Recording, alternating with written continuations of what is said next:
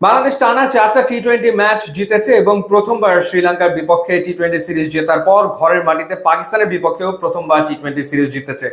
এবং এই 4টা ম্যাচে যারা ম্যাচ উইনিং পারফরমেন্স করেছেন ব্যাটিংয়ে, তাদের খেলার ধরনের দিকে যদি আমরা তাকাই তাহলে দেখা যায় যে বাংলাদেশ এখন পাওয়ার হিটিং অনেক বেশি সমৃদ্ধ এবং ব্যাটাররা অনেক বেশি আসলে কনফিডেন্ট।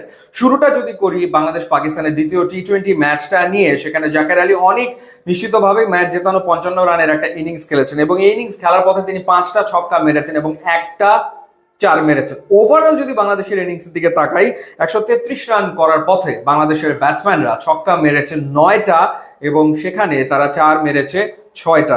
এবার যদি আমরা প্রথম টি-20টার দিকে তাকাই, যে ম্যাচটা মূলত জিতিয়েছেন পারভেজ হোসেন ইমন, দুর্দান্ত একটা ইনিংস খেলে 56 রান করেছেন 39 বলে, সেখানে তিনি 3টা চারের বিপরীতে ছক্কা মেরেছেন 5টা ছক্কা তিনি হাঁকিয়েছেন। তৌহিদ হৃদয় 2টা ছক্কা হাঁকিয়েছিলেন। টোটাল ছক্কা বাংলাদেশ মেরেছিল প্রথম টি-20তে পাকিস্তানের বিপক্ষে 7টা এবং চার মেরেছিল 8টা, অর্থাৎ 4 আর 6 সমান তালে বাংলাদেশের ব্যাটাররা মেরেছে। এবার যদি আমরা শ্রীলঙ্কার বিপক্ষে যে দুটো টি-20 আমরা জিতলাম সেই দুটো টি-20-র দিকে তাকাই, একটা ম্যাচ জিতিয়েছেন তানজিদ হাসান তামিম এবং আরেকটা ম্যাচ জিতিয়েছেন লিটন কুমার দাস।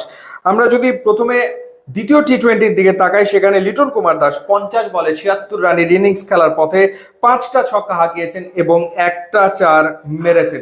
ঠিক যেরকম জাকের আলী অনেক পাকিস্তানের বিপক্ষে ওই 55 রান করার ক্ষেত্রে 5টা 6 হাঁকিয়েছেন এবং একটা চার মেরেছেন, লিটনও ঠিক তাই।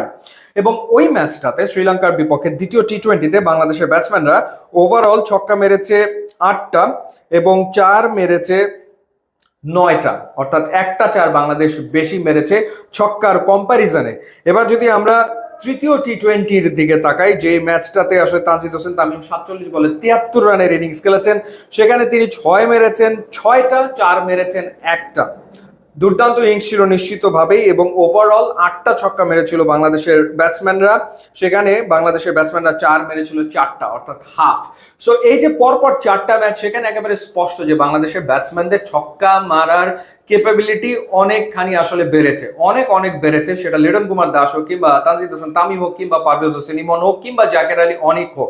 এবং টি-20-তে বাংলাদেশ এই যে সাফল্য পাচ্ছে, সেটার অন্যতম কারণ আসলে পাওয়ার হিটিং, পাশাপাশি বাংলাদেশ দলের দুর্দান্ত বোলিং নিশ্চিতভাবেই। এবং এই যে পাওয়ার হিটিং বাংলাদেশের ব্যাটাররা আস্তে আস্তে রপ্ত করছে, সেটা মূলত শুরু হয়েছিল বিপিএল থেকেই। বিপিএল এ আমরা এই ব্যাটারদের 140-150 স্ট্রাইক রেটে ব্যাট করতে দেখেছি, যেটা সুফল ইন্টারন্যাশনাল ক্রিকেটে আসলে তারা পেতে শুরু করেছে।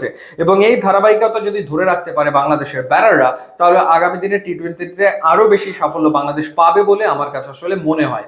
ইউটিউব এবং ইনস্টাগ্রাম লিঙ্ক দেওয়া আছে, আপনারা যোগ দিলে খুবই খুশি হব। And thanks for watching.